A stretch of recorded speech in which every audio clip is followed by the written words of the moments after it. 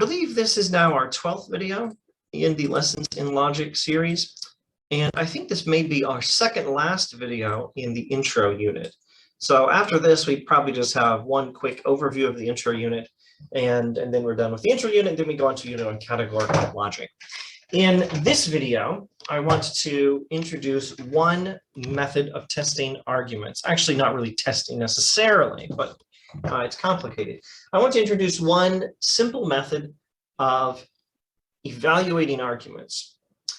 And it's a versatile method. It works in statement logic and categorical logic. So I think it should just go in the intro unit, and we shouldn't have separate videos for it in later units. Actually, it can even work in inductive logic.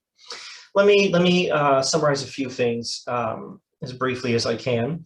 The next few moments will perhaps be review if you've been watching other videos in this series.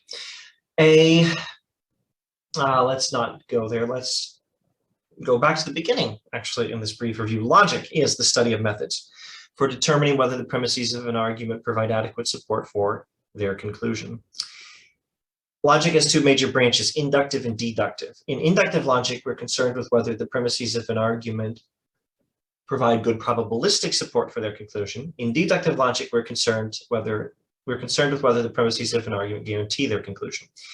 If they do, an argument is valid. Valid, or validity, is a technical term in logic. Validity in logic means the quality of an argument such that if the premises are true, the conclusion cannot be false. In other words, a valid argument is one which cannot have true premises and a false conclusion at the same time. Now, we don't really care much if the premises are true in logic. What we care about is whether the premises could be true and the conclusion false at the same time. Whether a premise is true, well, that's what all the other things you study are for. If you're taking a logic class, this is not the class you go to learn whether premises are true, at least for the most part. If there's an argument about logic, well, that's different.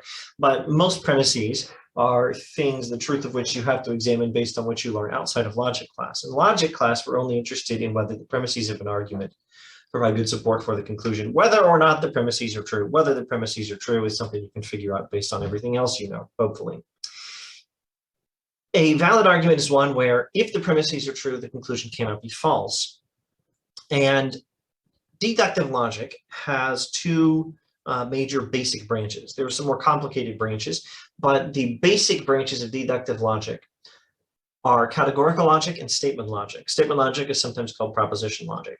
Now, validity is a matter of necessity. If the premises of a valid argument are true, it's necessary that the conclusion is also true, and validity depends on form, not content, which means it depends on the way we reason about things, not on the things we reason about. Another way of saying this is that validity depends on the pattern of an argument. I like that language, pattern. I think maybe that's the simplest, clearest language I've got. Validity is about the pattern of an argument. In logic, at least in deductive logic, we're concerned with the pattern of an argument. We don't really care what an argument's about. We don't care whether its premises are true. We care whether the pattern of the argument is such that the premises, if true, would guarantee the conclusion. So again, what we reason about doesn't matter. How we're reasoning about it matters, and it's the only thing that matters for validity. So there are two basic ways of looking at the pattern of an argument, or the structure of an argument, is to break down the argument into its smaller parts and then look at the arrangement of the parts. Arrangement is a great word. Form, pattern, arrangement, and structure are great words for understanding validity. Validity depends on form, not content, the way we reason about things, not the things you reason about. It is about the pattern of an argument, it's about the structure of an argument, and it's about the arrangement of an argument, or the arrangement of the parts of an argument. So the two basic ways of doing deductive logic are to, one, break down an argument into its constituent statements and look at the arrangement of the statements, or two, break down an argument into its constituent terms and look at the arrangement of the terms. And those are the approaches of statement logic, sometimes called propositional logic, and categorical logic. In statement logic, we break down an argument into its constituent statements, and we look at the relationship, the arrangement of the statements. In categorical logic, we break down an argument into its terms and the parts that put the terms together, and we look at the arrangement of the terms. Actually, I could have said that a little more precisely on statement logic. Let's rewind. In statement logic, we break down an argument into its constituent statements. We break down an argument into its smallest statements and into the things that put the statements together, all the connections among the statements, and then we look at the arrangement. And that's how we get a clear picture of what is the form or the pattern or the structure of the argument, a clear picture of the way we reason about things, not the things we reason about. In categorical logic, we break down an argument into its terms and the relationship, the arrangement, the connections of them to get a good picture of the structure, the arrangement, the form of the argument, the way we're reasoning about things, not the things we're reasoning about. Now, two things might provide further clarity, and then maybe I can wrap up this intro to this video. First, a term. I haven't defined term. A term is a noun or a noun phrase that stands for a class of things. So I could say the same thing a little less precisely, but maybe more clearly by saying in categorical logic, what we do is we break down an argument into its categories and the connections among the categories. And then we look at the arrangement that results to see whether the premises guarantee the conclusion. What was the other thing I was going to say? I think I was going to say something about this. What we're doing when we break down an argument into its constituent statements for statement logic or into its constituent terms for categorical logic is we're trying to get a clear picture of the way the argument is reasoning about things and not be distracted by the things we're reasoning about.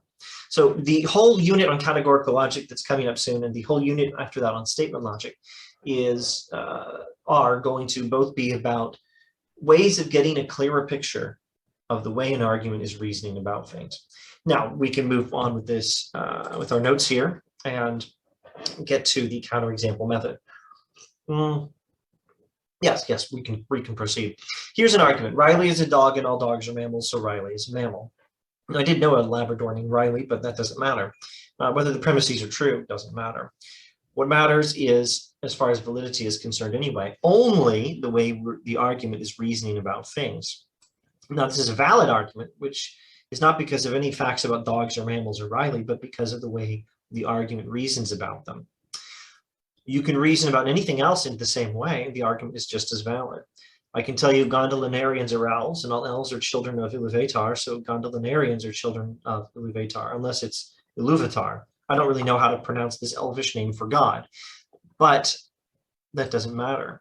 We don't need to know anything about what gondolinarians are, or how to pronounce an elvish name for God, or even that this is an elvish name for God, Iluvatar, or what it means to be a child of Iluvatar. You don't need to know any of that in order to know whether the argument is valid. Here's an argument with the same pattern. All Jabberwocks are slithy toves. All slithy toves are brillig things. All Jabberwocks are brillig things. I don't even know what a slithy tove is, and I can tell you this is a valid argument because of its pattern of reasoning, because of the way it's reasoning about these things, even if I don't know what the things actually are, much less whether it's true that the Jabberwocks are slithy toves. Now, two definitions and we can get to the counterexample method. An argument form is a pattern of reasoning, and a substitution instance of an argument form is an argument using that form. So a counterexample is sometimes called a logical analogy, and we're just about ready to meet the counterexample method. Let's see. I think there's one clarification I need to make. I think you'll sometimes see, even in logic, the word counterexample used in a different way. If you say all politicians are liars, and I say, no, I don't think so. I think Senator so-and-so at least is honest. Then I'm giving a counterexample to your claim. That's how the word counterexample is sometimes used. Well, that's not how we're using it here. That's a perfectly reasonable use of the English word counterexample, but it's not the counterexample method, okay? Take that use of the word counterexample and do whatever you must with it. In fact, you can just move it to a unit on categorical logic if you like, when you might find some use for it. But at any rate, don't let it confuse you now. The counterexample method we're talking about is something different. It doesn't mean giving an exception to a rule or giving an illustration of why some generalization is not correct. It means giving an argument with the same pattern as a flawed argument and with true premises and a false conclusion. Now, since validity depends on form, we can use the form of an argument to analyze its validity or invalidity. And here, I think in this video, is our first method in this entire series we're testing an argument to see if premises provide good support for the conclusion. Except technically, we're not really testing them. Well, we are. It's complicated. Let me see if I can clarify that as well as everything else. Let me first state what a counterexample is. We can identify the form of an invalid argument and then make an argument using that form which has true premises and a false conclusion. This argument with true premises and a false conclusion is a counterexample, though some may call it a logical analogy. I prefer the term counterexample. It's easier to work with. A good counterexample will have well-known truths and a well-known falsehood for respectively its premises and conclusion. That was too much me reading these notes. Let me just try to say this without reading. A counterexample is what happens when you find out what is the structure or the form or the pattern of an argument, find out the way it's reasoning about things, and then take out those things and put in new things in a new argument that reasons about those other things in exactly the same pattern. And do it in this way, such that the premises are true and the conclusion false. That's a counterexample. It shows that an argument form is invalid. It shows that the pattern of reasoning an argument uses is such that the premises could be true and the conclusion false at the same time. That's a counterexample. And it's a good counterexample if we all know the premises are true and we all know the conclusion is false. So let's see, what do I need to clarify here? Yes, two things. First, a counterexample method, the counterexample method is primarily about demonstrating invalidity. In other words, this is not actually much of a test of an argument to see whether it's valid or invalid. Now, it's not completely useless as a test. If you find an argument, you don't know if it's valid or invalid, you try to make a counterexample for it, you can't make one, that's a clue that maybe the argument is valid, but it's not the best clue. You really should move on to some more reliable method of testing arguments to see whether they're valid. The counterexample method will show that an argument is invalid, but if you can't come up with a good counterexample, that might mean the argument is valid, or it might just mean that you can't come up with a good counterexample to an invalid argument, because maybe it's hard, or because maybe you need more practice at this, or maybe you just need more caffeine today, whatever. The inability to provide a good counterexample does not mean that an argument is valid, but it might suggest that the argument's valid. So I'm not going to say the counterexample method is completely useless as a way of testing arguments to see if the premises provide good support for the conclusion, but it's not mainly about that. If your logic teacher, if you're taking a logic class, and your logic teacher says, give a counterexample to this argument, you can be sure it's an invalid argument. You can be sure it is possible to have true premises and a false conclusion, unless the teacher's just trying to trick you and see if you can figure out, nope, it's not possible, and find out that the argument's valid. Maybe the occasional teacher would do that. I don't think I would advise that of teachers, but whatever. It's up to them, I suppose. A counterexample method, the counterexample method is used to demonstrate invalidity. And by doing so, it is a useful way of analyzing validity and invalidity. It helps us understand how the pattern of our argument matters. When we see that our new argument has true premises and a false conclusion, but the same way of thinking as used in the original argument, that helps us understand, well, first of all, it helps us understand that the way of thinking in the original argument was bad, but also it helps us get practice in looking at ways of thinking and not just at the things we're thinking about, which is really important in logic. In fact, it's the only thing there is to deductive logic. Now, one more clarification before we move on. I'm presenting this material as a deductive logic thing. Now, our next two units of this playlist, series, course, whatever we call it, our next two units of this will involve categorical logic and statement logic, and those will be deductive logic units. But then we're going to have a nice unit on inductive logic after that. Now, the counterexample method actually can work with inductive logic, but it's less precise. I just want to mention that. I'm presenting this as a thing for deductive logic, and it's in the introductory unit because, frankly, that's where it goes, and because it pertains to statement logic and categorical logic, and so I'm not going to put it once in each unit. I prefer to put it here. It's a very basic method that pertains to two kinds of deductive logic. That's why I'm presenting it here in the intro unit. But it could be done for inductive logic with a little less precision. Let me just give you an example. And it's a terrific example because you've probably heard of this before. It's that old response parents give to arguments based on your peers. People say everyone else is doing such and such. And what does your mother say? Your mother says, if everyone else jumped off a cliff, would you do it? That is a counterexample to an argument in inductive logic. Your inductive logic argument is everyone else is doing this and therefore I should too. And your mother's counterexample is, well, suppose everyone else jumped off a cliff. Therefore, you should do it too, right? Wrong. Therefore, your way of reasoning, and your mother is not likely to spell this all out unless she's a logic teacher, but this is what she's getting at. She's telling you your way of reasoning about things is not a way that guarantees true conclusions. It's a way that can lead you from true premises to a false conclusion.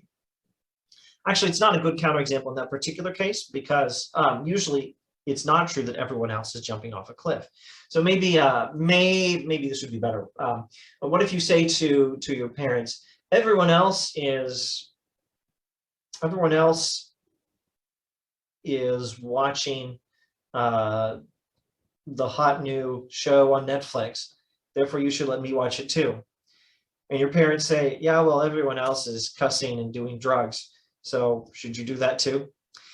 This is not always going to be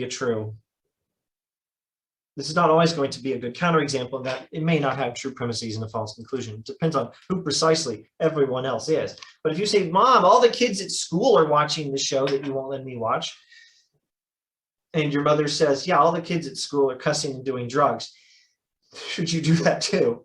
And if you know that you shouldn't be cussing and doing drugs as a child, and if it is actually true that most of your friends at school are cussing and doing drugs, then it's a good counterexample. I hope these examples are working for you. They make sense to me, but these are not universally applicable counterexamples.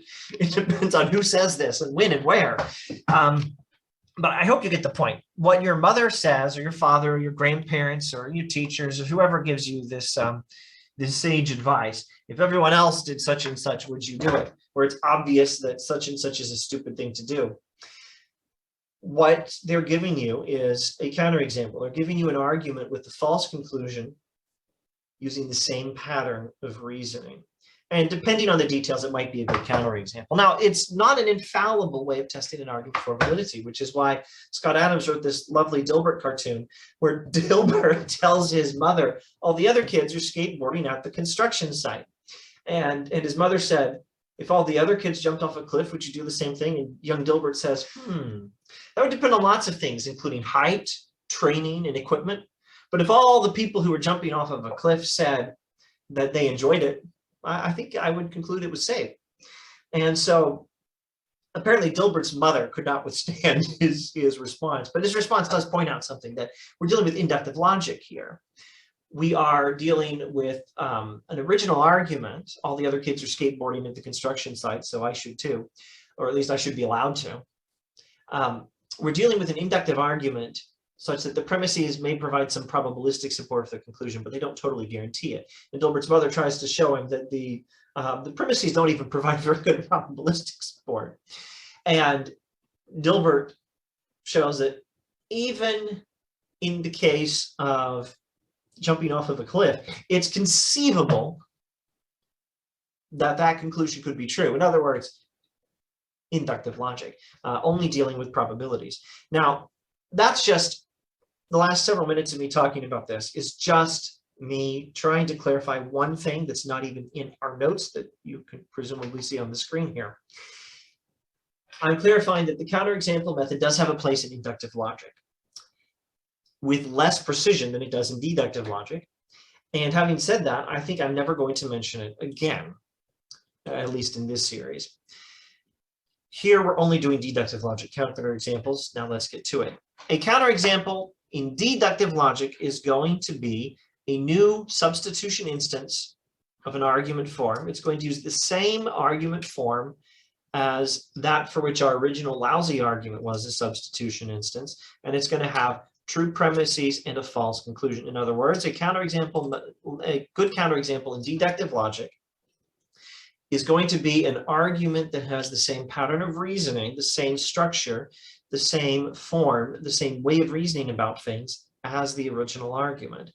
But it's going to have true premises and a false conclusion. In other words, an argument is valid, meaning the premises guarantee the conclusion, if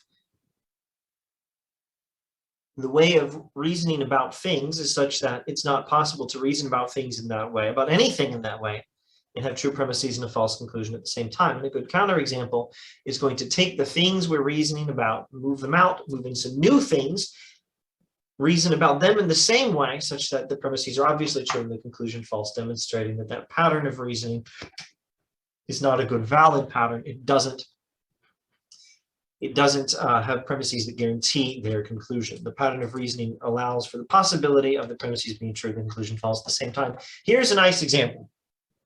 I could tell you some Leibnizians are Platonists and some Platonists are philosophers and some Leibnizians are therefore philosophers.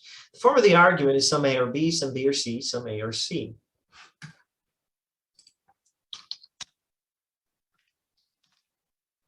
You might not know what Leibnizians or Platonists are, but that's no excuse for not being able to tell if the argument is valid.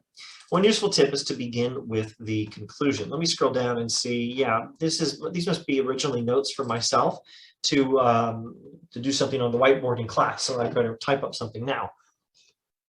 Here is our first illustrated counterexample. A tip from the textbooks is to use familiar taxonomy. So I recommend things like dogs and mammals. I don't recommend any abstruse vocabulary terms or anything you don't know really well. Like, we know dogs are mammals and mammals are animals.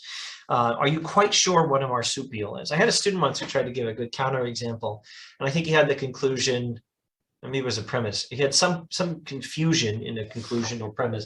I think he said that all marsupials are Australian, but actually they're not. There's a marsupial native to North America. The possum, I believe, is a marsupial and native to North America.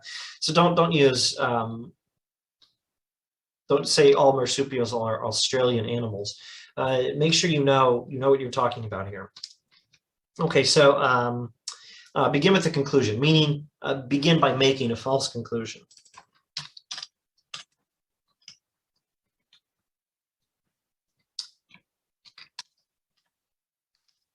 So here's a good counterexample to this form.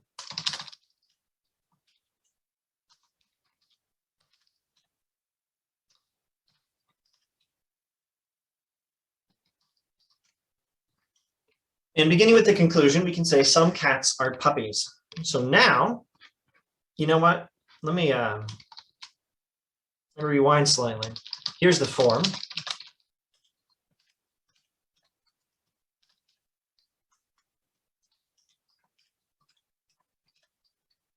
Now, beginning with the conclusion, I'm now going to take this form. We got this form from our some Leibnizians are Platonists, some Platonists are philosophers. So some Leibnizians are philosophers argument. This is the pattern of the argument. Some A or B, some B or C, and some A or C. I'm going to take this form and put new things into the argument pattern. They give us a true premises and a false conclusion. And using familiar taxonomy, so there's no ambiguity here, I'm going to choose this one. Some cats are puppies for my conclusion. And now, since I'm just following the pattern, I have to make sure I fill in the other parts of the argument consistently. So I replaced some A or C. I filled in the pattern some A or C with some cats or puppies. So since A appears in the first premise, I better substitute that for cats there too. And since puppies replaced C in the conclusion, I better replace C in the second premise with puppies.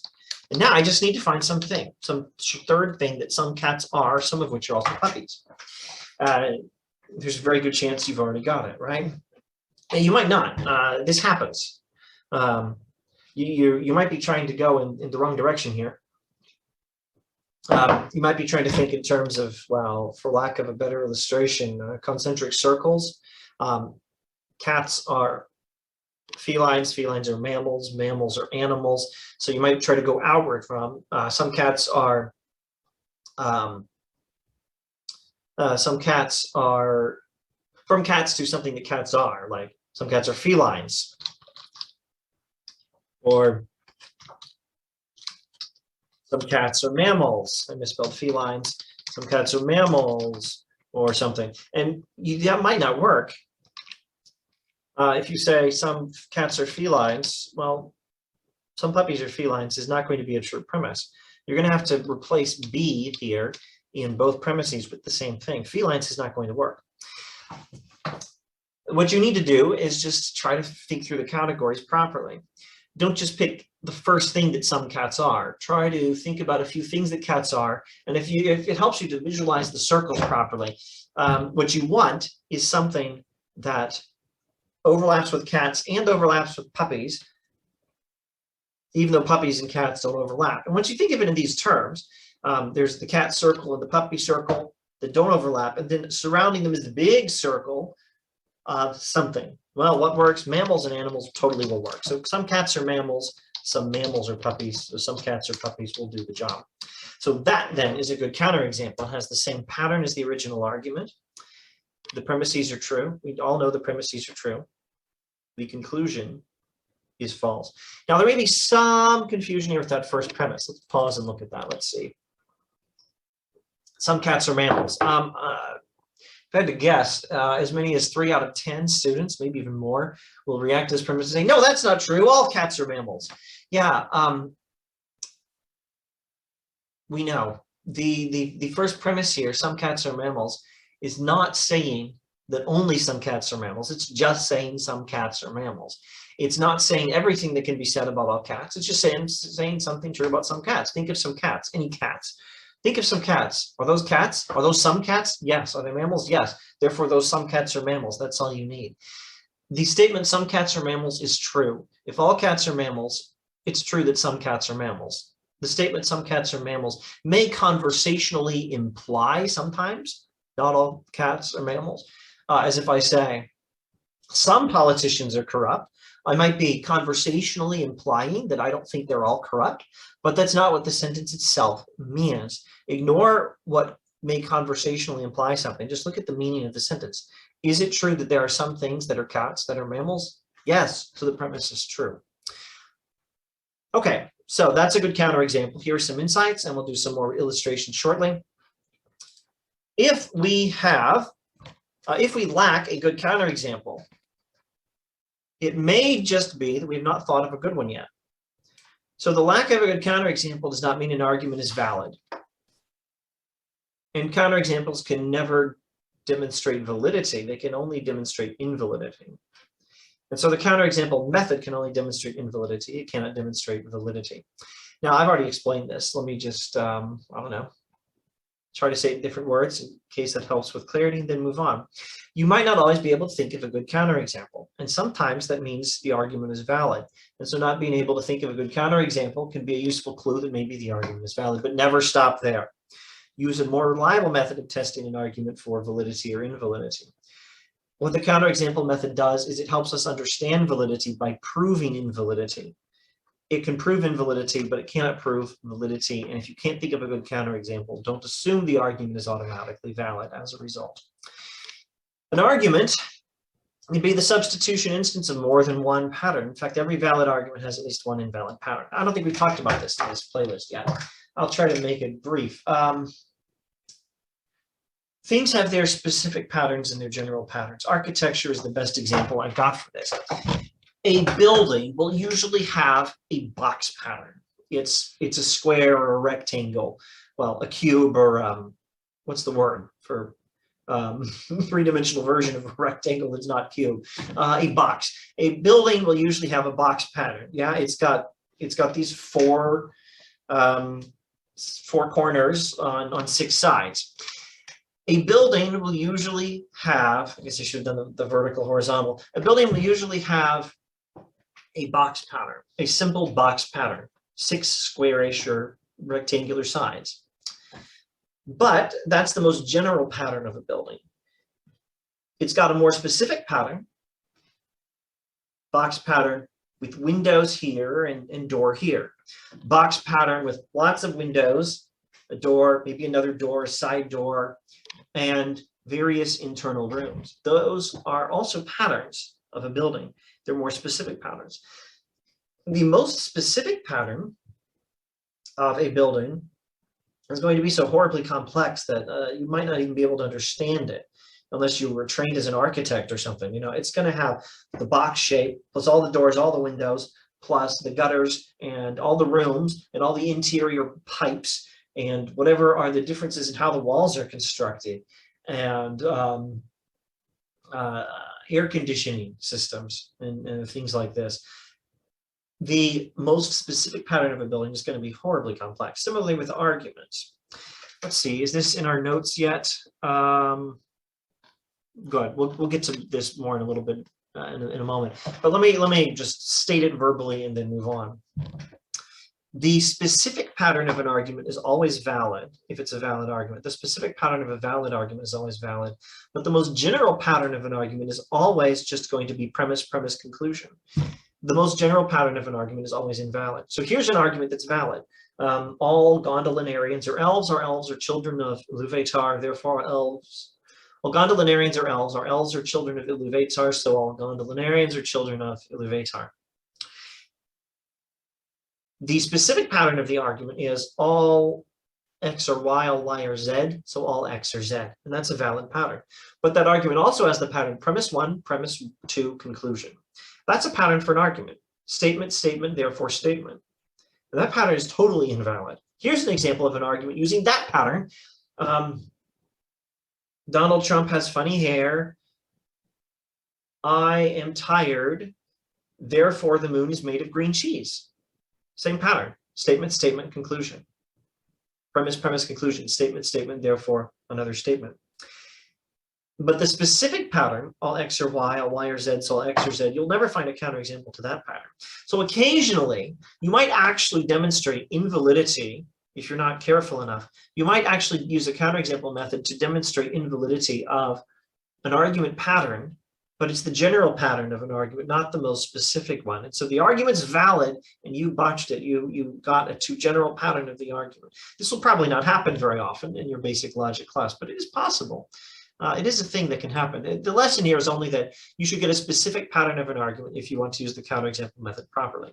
And now you'll see connections to our last video and useful preview of the kind of stuff we're going to be doing a lot in the next 2 units. And also advice for using the counterexample method properly. How do you do this? How do you get the specific pattern down? It's easy. Just use schemes of abbreviation.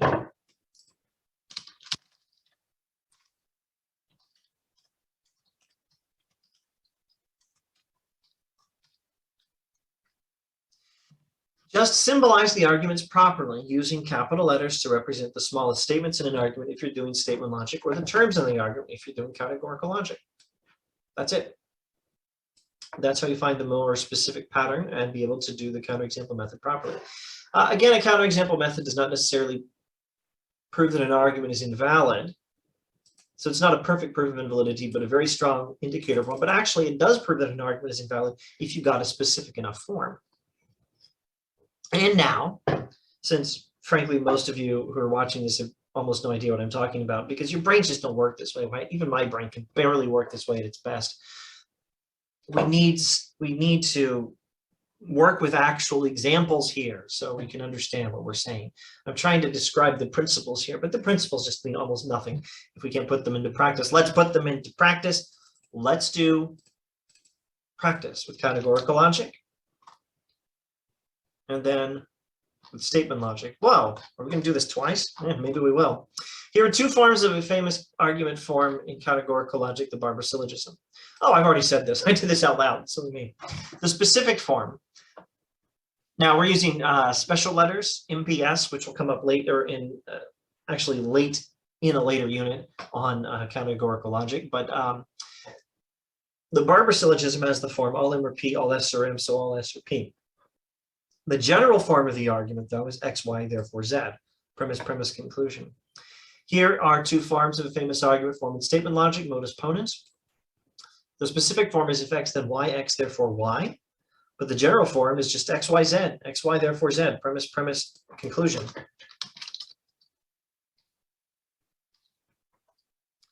So now let's practice with schemes of abbreviation. All collies are mammals. All dogs are mammals, so all collies are dogs. Now this is an invalid argument because its specific form is invalid. Let's define the symbols properly. Now maybe I should have just done it from scratch here. Maybe I'll come up with a quick alternative argument. Oh, good, good. No, not good. We'll see. We'll see what I do. Let's go over what we already have here. Invalid argument. All collies are mammals, all dogs are mammals, so all collies are dogs. First, define the symbols properly. You can use M for mammals, S for collies, P for dogs, and then restate the argument in standard form using those symbols. Oh, this is too much preview categorical logic. I hate it. Let's stop that.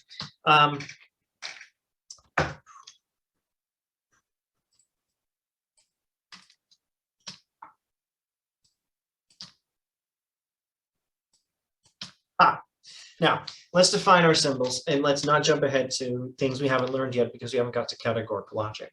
Practice with a scheme of abbreviation, making counterexamples in categorical logic.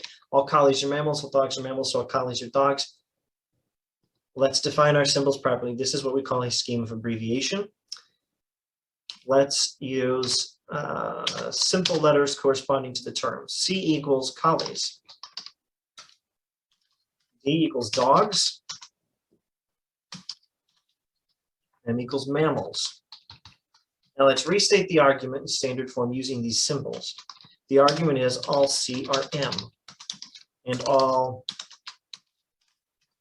D are M, and therefore all C are D. Now we make a new argument that fits this pattern but uses new terms having premises we all know are true and a conclusion we all know is false. Now, the useful tips are begin with a false conclusion and use familiar schemes of abbreviation. So let's try all guinea pigs for C.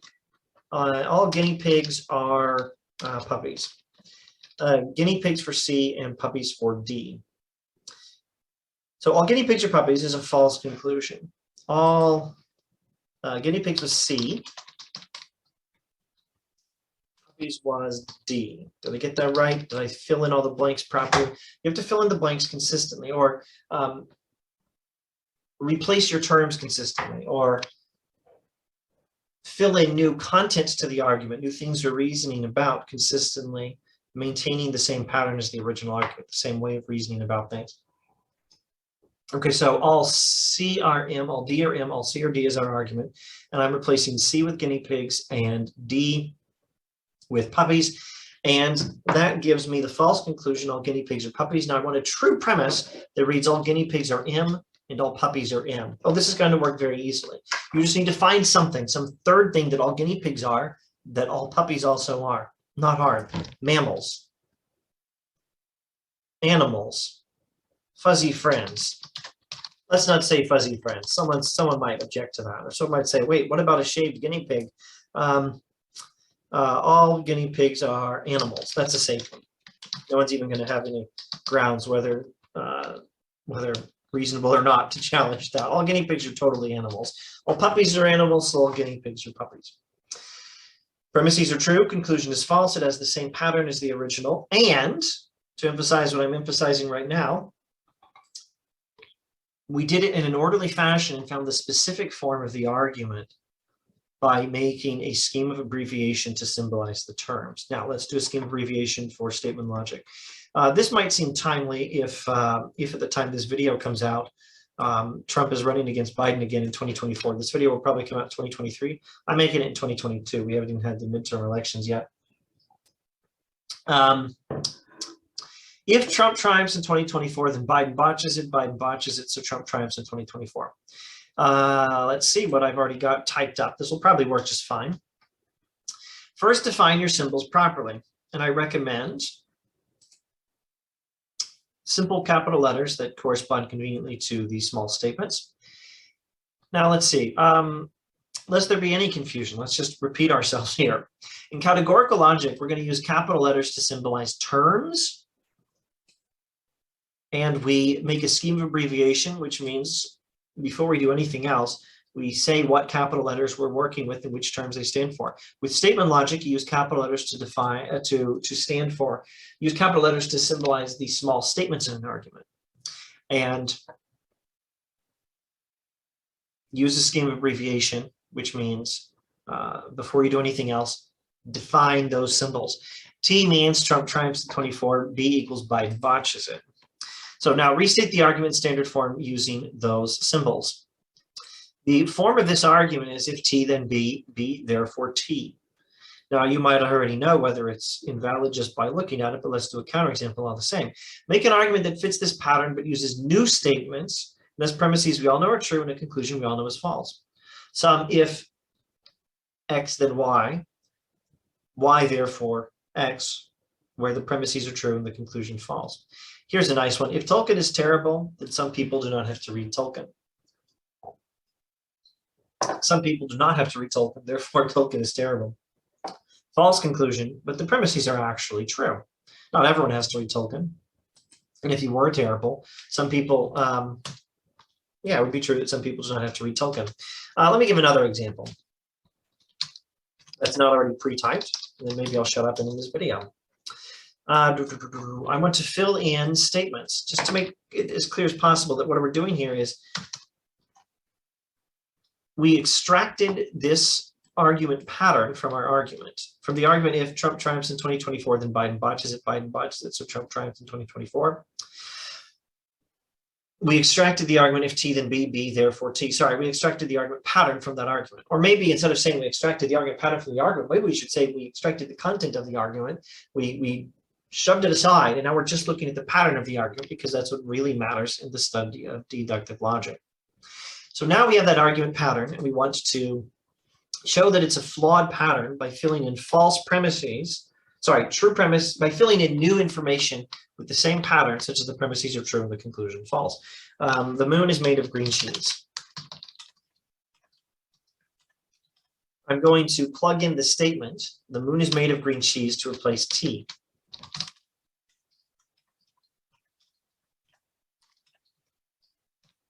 All right. Let's not say green cheese. Let's say Gouda cheese, because then it'll be easier to get a true conclusion, I think. Now, lest there be any confusion, let me state what I hope is already clear, but I don't know, maybe it's not clear for everyone. With categorical logic, we use capital letters to symbolize the terms of an argument, because with categorical logic, we are breaking down an argument into its terms and their relations. And so we use capital letters to symbolize the terms, and that's how we represent the pattern. That's how we look clearly, that's how we get a clear look at the pattern of an argument. And in a categorical logic counterexample, we take new terms and use them to replace the terms from the original argument. We use them to fill the place of the symbols in the pattern of the argument once we identify the pattern of the argument. With statement logic, we break down an argument into its smallest statements and their connections in order to get a clear picture of the structure, the form, the pattern of reasoning employed by the argument. And so we use capital letters in our scheme of abbreviation to represent the smallest statements in an argument. So when we're making a counterexample in statement logic, we must use statements to replace those terms when we're making our counterexamples. So now I'm using the statement, the moon is made of Gouda cheese, to replace T. Our argument was, if Trump triumphs in 2024, then Biden botches it, so Trump triumphs in 2024. The pattern of the argument is, using our scheme of abbreviation, if T, then B, B, therefore T. And now my new argument for a good counterexample is going to replace T with the moon is made of Gouda cheese, because that makes a convenient false conclusion. And now I just need some true premise that would be some true statement that I can use as my second premise to replace B, but which also makes for a true first premise if the moon is made of Gouda cheese then. And since I like Gouda cheese, I say it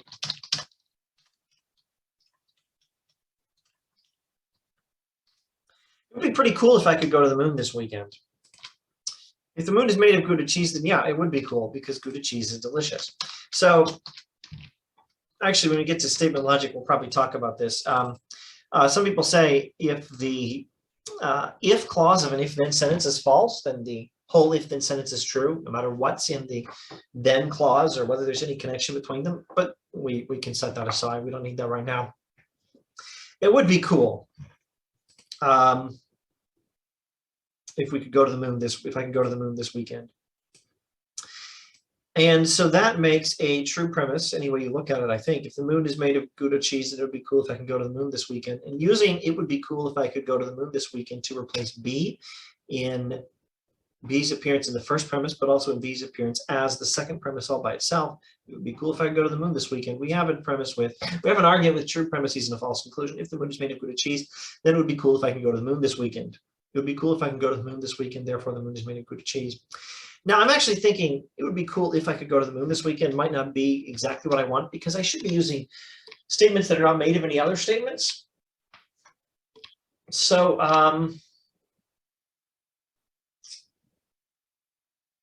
since it would be cool, and if I could go to the moon this weekend,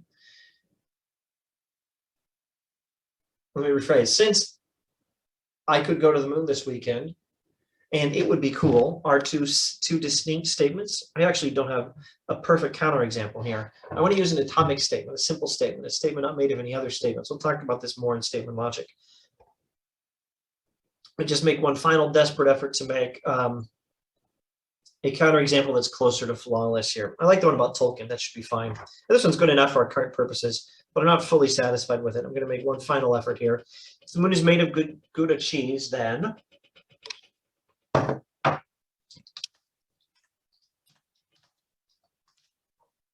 this will work. Let's just make sure we're talking about fresh Gouda cheese, which is somewhere between yellow and white, which is not the same as purple. If the moon is made of fresh Gouda cheese, then the moon is a color other than purple. The moon is a color other than purple. Therefore, the moon is made of fresh Gouda cheese. That argument has the same pattern as our original argument. If T, then B, B, therefore T. And it's got true premises and a false conclusion. So there you go. That's a good counterexample to our terrible argument. All right, thanks for watching. See you next time.